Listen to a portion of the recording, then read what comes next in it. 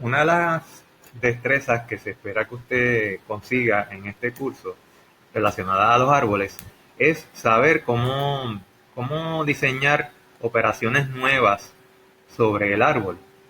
Por ejemplo, digamos que dado un puntero a la raíz de este árbol, a usted le dijeran que diseñara una función que devolviera la cantidad de nodos que tienen valores impares. En este caso, pues lo que debería devolver sería 1, 2, 3, 4, porque este árbol tiene 4 nodos que tienen valores impares. Pues ¿cómo uno puede hacer ese tipo de función?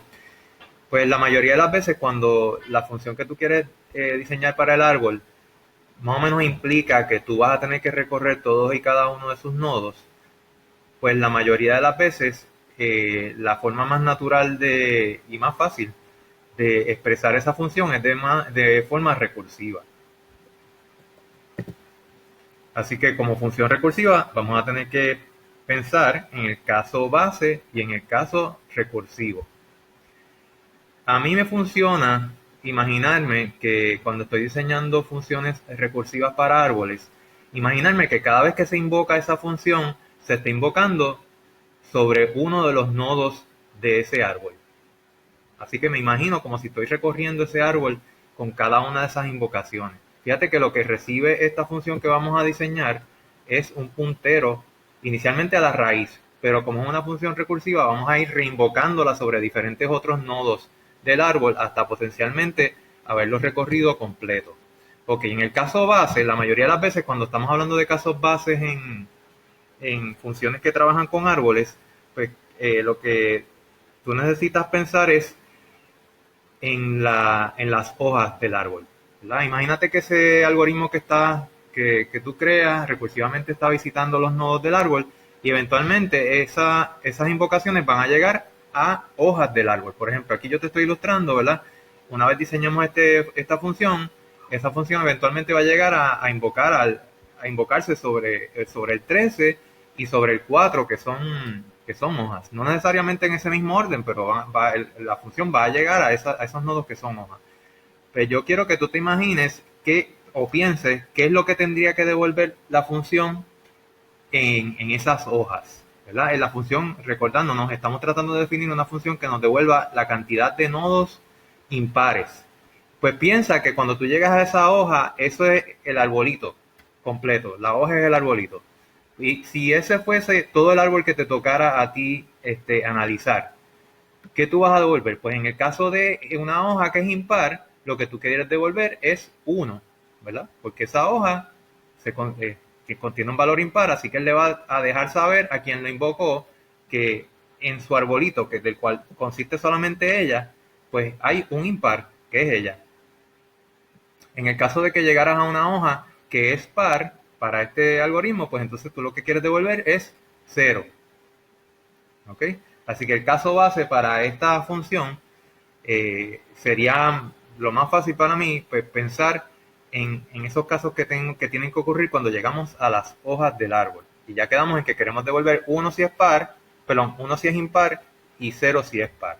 Ok, pues para el caso recursivo, lo que me funciona a mí para entender estos algoritmos y diseñarlos es pensar que estás invocando el algoritmo sobre alguno de los nodos internos. ¿Ok? También pensar que ese nodo interno va a hacer reinvocaciones a su árbol izquierdo y a su árbol derecho. Entonces tú te planteas lo siguiente, y aquí es que viene el acto de fe que uno siempre tiene que tener cuando diseña funciones recursivas. Ok, imagínate que nuestra función llega a invocarse sobre el nodo 3 y que ese nodo va a invocarse sobre el árbol izquierdo y el árbol derecho. Pues tenemos fe que como esto que vamos a diseñar funciona, pues ese subárbol izquierdo nos va a devolver un valor correcto acerca de los nodos que sean impares dentro de él. Igualmente, cuando invocamos la función sobre el subárbol derecho, tenemos fe en que esa función nos va a devolver correctamente la cantidad de nodos impares que contiene el subárbol derecho. En el caso de este árbol que estamos analizando, pues esos casos devolverían 1 para el subárbol izquierdo, ¿verdad? Porque tiene ese nodo que tiene 1, y 1 para el caso derecho porque tiene el nodo este que es 7. Pues imagínate, si tú estuvieras en el nodo 3 y recibieras uno de tu nodo izquierdo y uno de tu nodo derecho, ¿qué tú devolverías? Pues la contestación es que tú tienes que sumar esos dos resultados y en adición a eso, añadirle el hecho de si tú como nodo eres impar o no. En el caso del 3, pues recibe uno por izquierdo, uno por el derecho y devuelve uno más uno por el hecho de que 3 también es impar.